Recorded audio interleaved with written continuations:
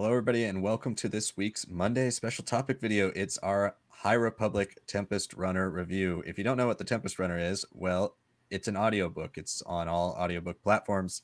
I got mine on Audible, but it is an audiobook, an audio drama. So it has multiple actors playing multiple different characters, and it is the next part of the High Republic. It takes place after the Rising Storm and Out of the Shadows and all those books that we just got in June and July, and it takes place right before the latest issue of the comics, or at least the beginning of this takes place right before the latest issue of the comics, which was High Republic issue number 9. And so it is our next bigger chunk of story that we've gotten, and it will be one of the last big chunks of story that we get that's not in comic form until we finally get to January when we get Phase 1, Wave 3. But this is going to be a full spoiler review, so if you have not read this, you probably want to click off, come listen to it, come back, then hear our thoughts and interact with us once you've gotten all the details about the story yourself. But before we get started into our review, hit the like button, please. Hit it down below if you're on your phone. Make sure, to hit the like button. That's an easy thing to forget when you're watching YouTube on your phone. And then subscribe to the channel if you're new. Hit that notification bell so you get notified whenever Star Wars Lads videos go up. We cover everything High Republic. So if you're into the High Republic, this is a good channel for you to be on. We are even covering the audiobook, and we'll do Edge of Balance next week, as well as all the new comics whenever they come out, and Phase 1, Wave 3, eventually Phase 2 when we finally get that. So everything High Republic will be covered here.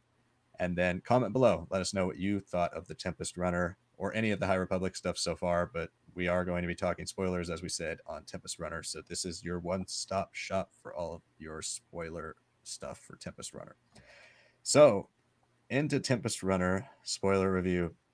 It wasn't necessarily exactly what I was expecting from this. I think we've gotten a lot of Out of the Shadows gave us a lot more chunks to this overall narrative of the High Republic than I was expecting, especially with the way Into the Dark kind of went off on its own thing. Out of the Shadows continued the story, even if it wasn't my favorite book. We still got a bit more story. This is more of a self-contained piece. It focuses on the character of Lorna D, who's on the cover. She is one of the 3 Tempest Runners, or we've seen 4 now in the High Republic, but she's one of the 3 that were left. And she gets ambushed right at the beginning in her ship, and the Jedi think they kill her on the ship because she sets a droid to explode and puts her armor around it, and they think that she dies, but she gets captured, and most of the story takes place with her in a Republic ship, a prison ship basically, and she's slowly recounting her entire life story, and we get to see a lot of stuff about her background. This is a great audiobook. Some of you don't know, I'm somebody who really likes audiobooks in Star Wars. Everything except Out of the Shadows that I've listened to has been fantastic. Out of the Shadows, they really let you down, so do not listen to that one. There's no life to the narration. There's no audio effects. There's no music, nothing.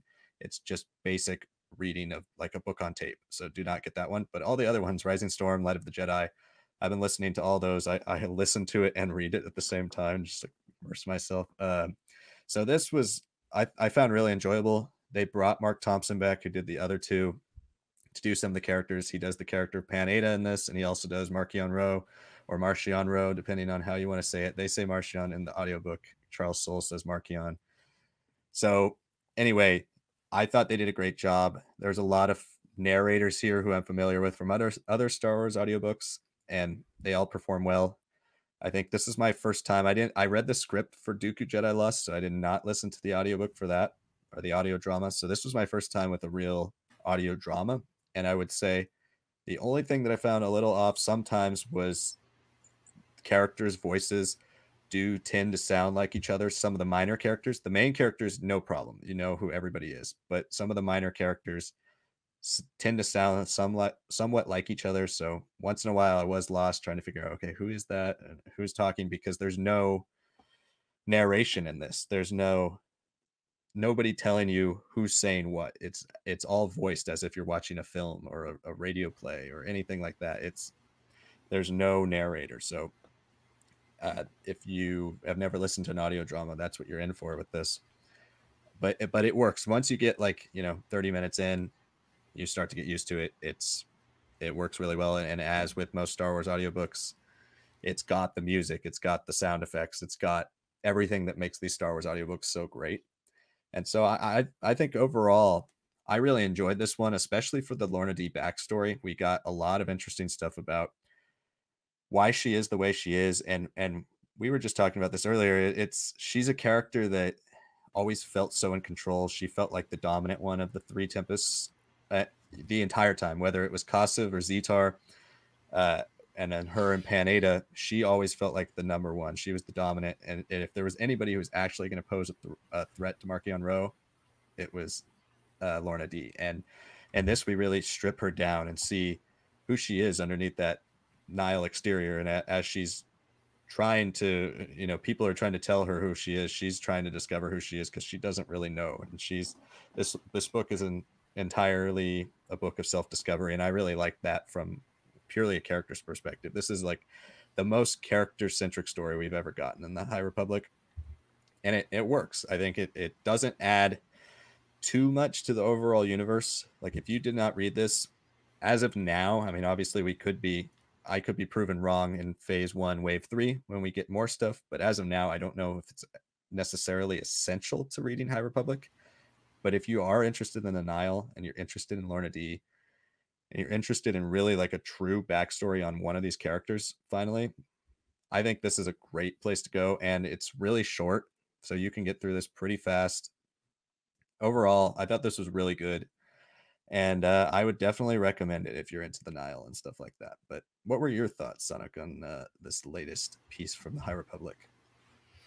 Well, I've mentioned this to you before, but I'm not exactly the type of person who's into audiobooks or audio dramas.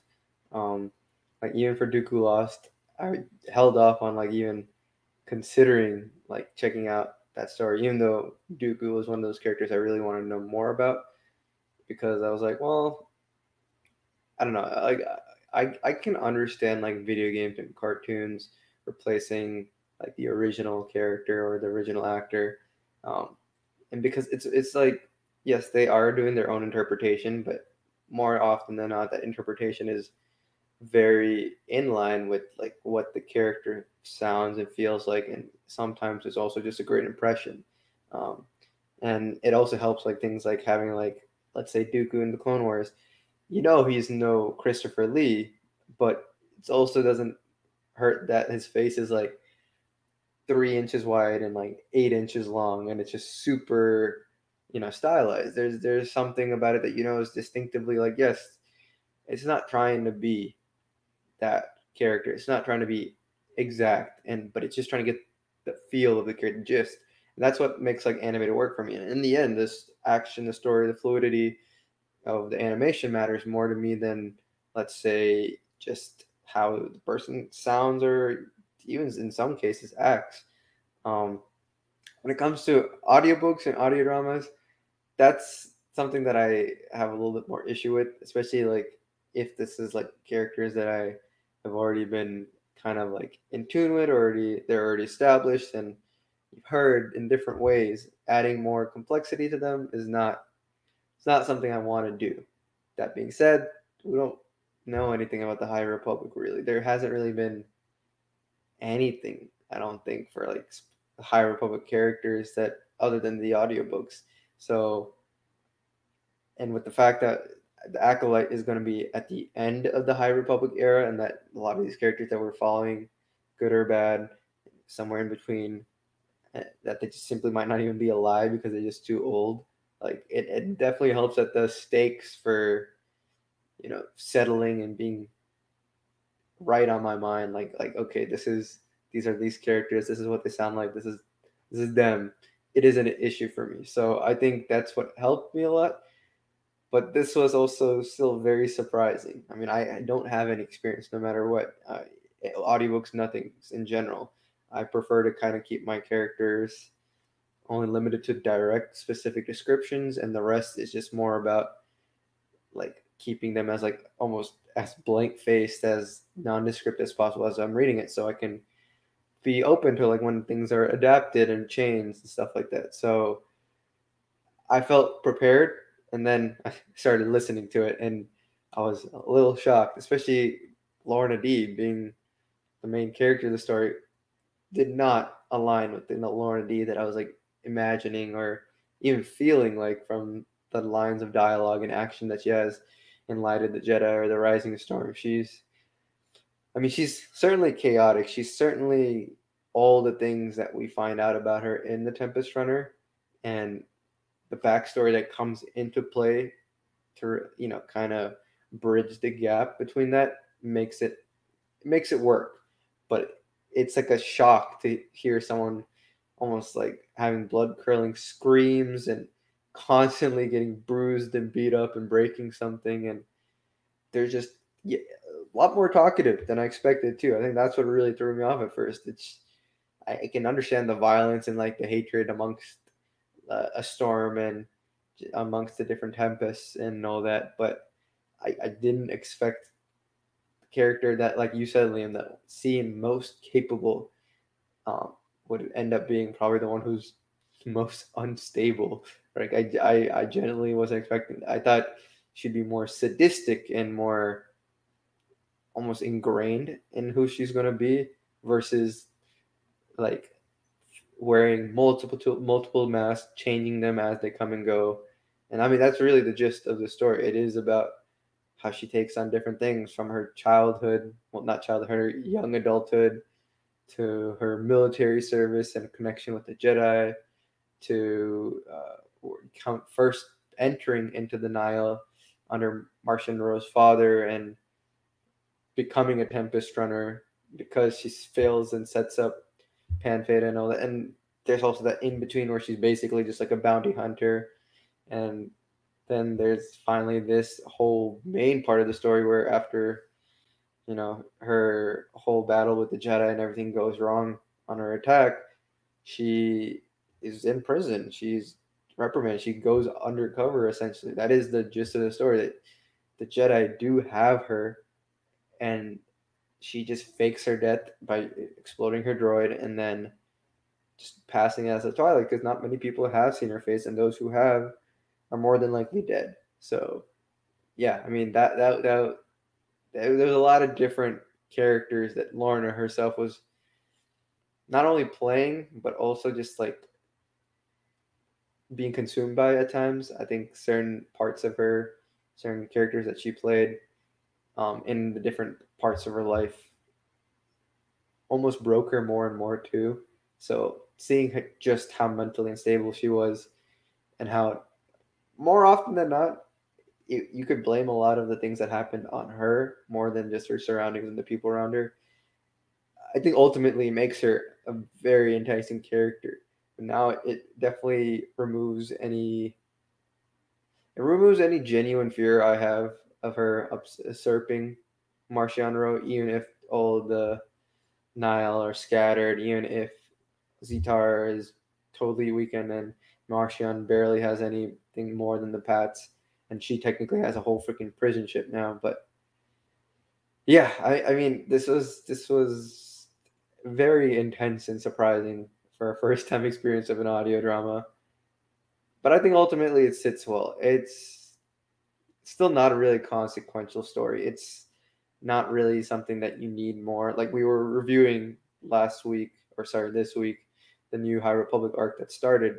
And it's mentioned that Lorna D is presumed dead, right? Like, and you can be like, okay, she's presumed dead, and then she shows up, and you could keep that mental image of whatever Lorna D means to you. But having read this now, in a way, Lorna D being dead might have been better for both the Jedi and the Republic and the Nile, because now she's just this absolute wild card more than I ever expected out of her. And I mean, I don't know if I should even make any predictions about her character and what goes with her role in the Nile anymore. She's clearly twisted and more wound up and expressive than I ever thought. Yeah, it makes the politics of the Nile a lot more interesting now because she seems to have found herself, at least in this. She's found a group of people. By the end, she's found a group of people that seem relatively loyal to her, who she has kind of opened up to and been honest with for the first time ever in her life, or at least since the tragic events that set her on this journey go. And and she, as you said, is a wild card, but she's, I don't know, I feel like she's less unhinged now than she was, less unpredictable, but more like dead set on her path, and we still don't Mhm. really know what that path is. We don't Right, know if right. she wants to kill Marcion Rowe. We don't know if it's let's team up with Marcion Rowe because he's now the most powerful. I did love that we got more Pan Ada in this, because I was kind of bummed that we didn't get to see his death like fully in the Rising Storm. I enjoyed his character. I liked how he and Lorna D were pretty much complete opposites throughout Light of Jedi and the Rising Storm. And then she outplays him, as you could probably tell by reading the first chapter that they're both in the Light of the Jedi. She would, because she's presented as much more smart, much more sly, much more cunning, like a master assassin type character, where he is a brute like a Hulk, and he's just going to go charging in and not think.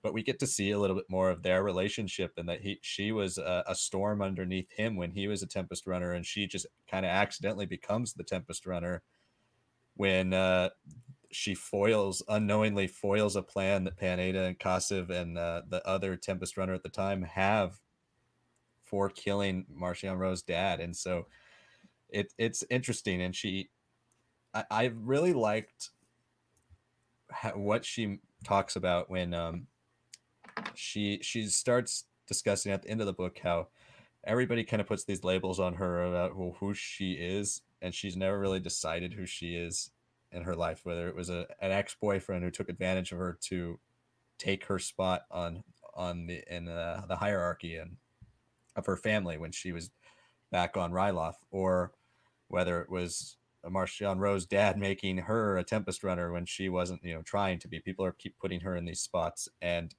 I think obviously that's the most interesting part of this book, is seeing her start to find herself. And I think it's the most interesting thing that this book can add to the overall High Republic universe timeline moving forward, because once we inevitably get her again in the next High Republic novel, and probably get the end of her, and really get to see what happens with Marcion Rowe and what he does moving forward, at least we'll have that layer to her. We'll get to see, okay, it adds a little bit more of like, what is she going to do from this perspective? And we assume for the first time, all the High Republic writers are all together working on this stuff. So it's not like Claudia Gray is going to go, okay, that's great. You wrote something about Lorna D. I don't really care. I'm doing my own thing. And it's like, no, she knows this story. She knows what happens to this character. And we would assume that she'll give this character the rightful place in the story that will really, heighten the stakes of what happened in this, and maybe go back and make this a must read for people. If Lorna D has a great story in the next High Republic book in Phase 1, Wave 3. And I think that for me made this worth it, because I think whether you're an audio drama person or not, there's a lot of good story here, a lot of good character stuff in here, and it'll be interesting to see the response to this as well, because I think the High Republic has gotten a lot of people, whether it's into comics or into junior novels or into young adult novels, people who don't really read that stuff. People have wanted to keep up with everything that this initiative has put out, and so it's going to be interesting to see what the general reaction is to this as an audio drama, and whether it brings more people to the audio dramas, or more people go, oh, that's not for me, I'm going to skip it. I think this could be something that's very beneficial for them and moving forward. And it's nice to have, that fifth medium to tell stories in, that really, yes, it does right now remind me of comics or junior novels, where it's like, yeah, not too many people read this stuff, so we're not going to give you the meatiest of stories. But, if this one does really well, we could see more stuff in this format moving forward. And as somebody who really likes audiobooks, that would be really cool for me. I would love that. But so that's kind of it for with my thoughts. Do you have any closing thoughts on this book? Yeah, I mean, I fully agree with your points. I do think that the High Republic era as a whole has done a great job of making every part of it significant. Like, you don't need to have every part, but every part will reference each other and build off of it and create their own branching storylines, and to a degree even the timelines. Like, just, we still haven't really started with Master Yoda's whole freaking story. That's just been there, right? But it's been referenced in books and the comics again and again. So I think Tempest Runner is going to have that own little thing where, yeah, there is a potential for, like, if this does turn out to be a really big audio drama success, maybe we see a little bit more of just how Lorna D's conquest at this point. Because, like, yeah, she is, like you said, much more self-assured by the end. I mean, she kills John Whittick, who's like the one security guy who, like, she reveals everything, and like, and almost like a moment of desperation, like, I need help. My name is Lorna D. After going as her younger brother in the military, going as Sal or whatever her name is in the Starlight Beacon and the prison, finally she just lets it all out, and then in the end, she kills the guy. She has one shot, and she's like, "You saw me as a pet project, your last thing to do something great." And I think Lorna D is not a character that we should now suddenly think like, oh, like, I get her. Like, oh man, all these people have been terrible to her, and like, like, I mean, like, she doesn't deserve this. Like, no, I don't think this audio drama does the angle where it's like she's a victim of everything. She's a victim for certain things, but she also does, make very conscious decisions, whether it be out of temper tantrums, whether it be out of being sick of what's going on at that moment.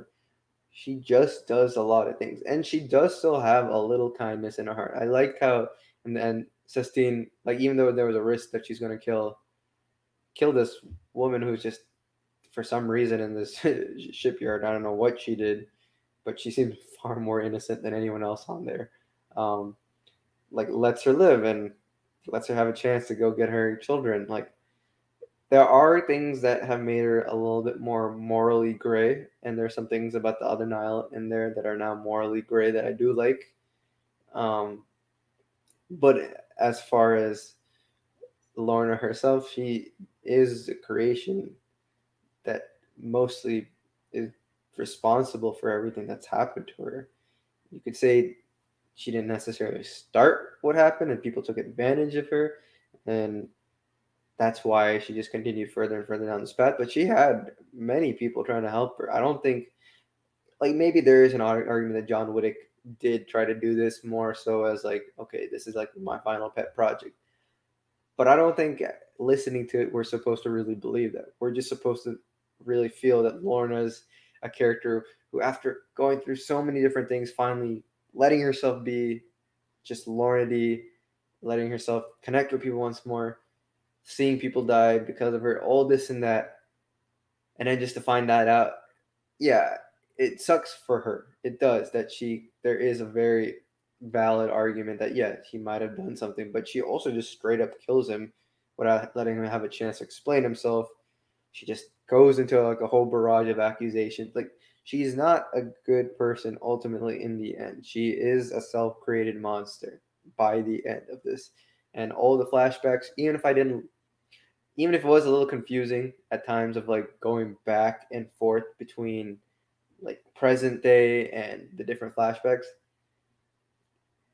it helps really contextualize this character that we've had kind of been living off the mystery of for so long, that now that we really know what makes her tick, in a way, the ending also just says like, yeah, you understand her thus far, but this is the first time that Lorna is going to be herself. This is the first time she's going to do what she wants. And I guess that's what I mean more by wild card. Not she's going to be like a combustion engine and explode, but like, she's now someone that no one has a true read on.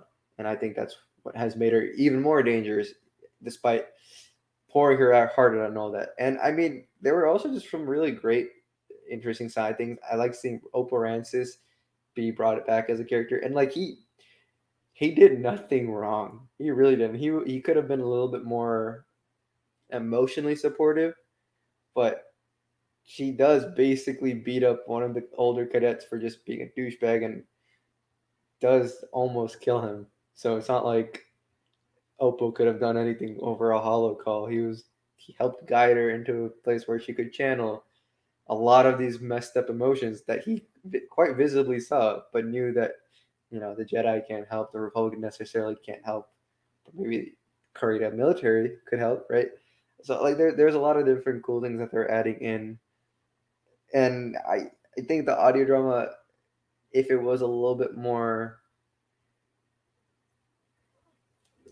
focused on the present and used flashbacks in more smaller bunches instead of like big blocks at points, it would have made a lot of like Lorna's like insensitivities and things a little clearer to me. I think just the fact that we can kind of get lost in her story and all these new characters kind of been throwing in and not necessarily come back because it is a flashback that's 30 minutes long. Yeah, I mean, it's hard to like remember sometimes. Like you're like, oh no, she's way past that. She's Nile. She's post Nile at some point in the story, but now we're supposed to like understand her angst as a soldier. Like there's a lot of different things with the structure that I don't truly love, and I know why it works for her character, but I don't know if it works as an experience because it is easy to get lost in it. And I mean, overall, I guess like as a final word, it just release the script along with the audiobooks. Like even if you're not releasing it in print, at least give like Audible listeners or whoever downloads the MP3 like the script as like a digital file because it once you get lost in like the different flashbacks and stories that happen and the fact that a lot of these characters, the minor characters, like Liam said, sound similar, especially when they're all talking at once. Yeah, I mean, there are flaws to this story that I think also hindered my overall enjoyment. Like I could feel myself zoning out at points. But I mean, overall, it was good. It was really good. Um, I don't know if I would recommend someone to just start joining into like audio dramas and books just because of this. I personally might not listen to any more, but for what it is, I liked it. I thought it was solid. I just think that there's a lot going on that its runtime really tried to put together in a structure that might have suited the character, but maybe doesn't suit the viewers or the listener's experience. Those are all good points, and it's nice to hear from somebody who doesn't listen to audiobooks all the time like I do, because it is you have like a very distinct way of picturing things when you listen to the audiobooks, and that's what I like because I'm, as I've said on here, not a reader. I read Star Wars books my whole life, and that's pretty much it. I don't really like reading non-comic books, so this, it keeps me locked in, but yeah, I like being told what a character sounds like. I like being told all that, and I know for a lot of people that doesn't work. So it is Yeah, nice to have both perspectives on here, as you see. yeah, And so if like things like sound effects were high tier, but I could also tell myself I'm like, this is from the Phantom Menace. Like I've yeah, heard this before, and it's like if you're someone who's like versed in the audiobook format, like you were saying, like you might go for a walk and listen to this, or just do this something on your downtime. That could work great for you, but for me, I was listening in bed and trying to like close my eyes and really visualize it because there's like a wealth of detail presented, and it was still sometimes overwhelming for me because I was like, are we in this part of the story? Are we?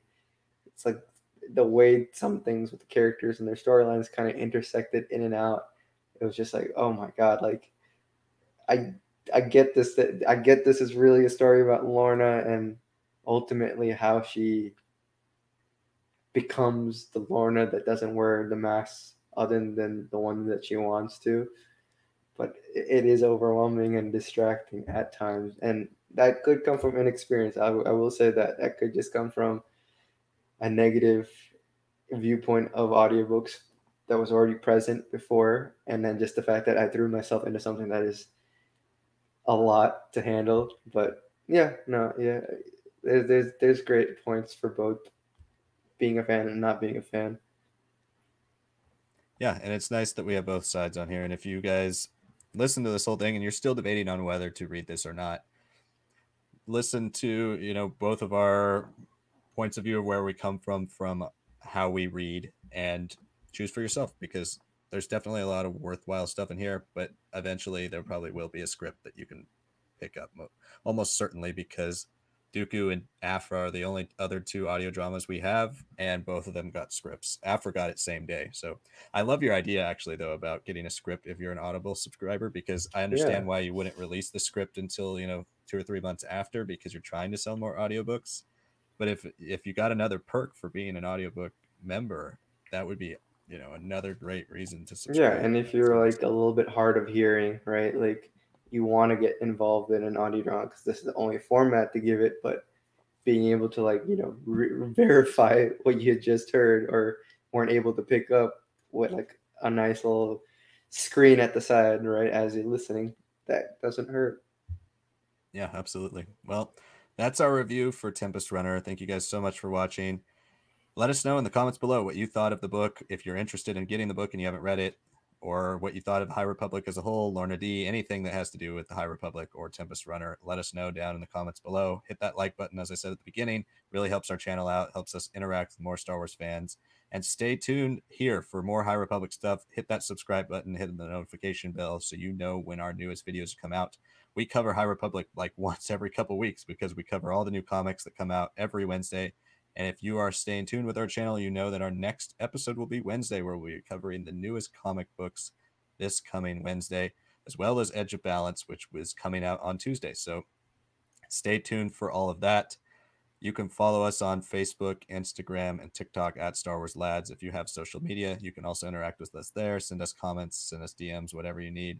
Send it all there. And then, as I said again, please hit that like button. It really, really helps us out. So that's it for the show. This was the review. Thank you guys so much for watching. Let us know what you think, and stay tuned for Wednesday, where we'll have our newest comic book reviews this week. Thanks, guys.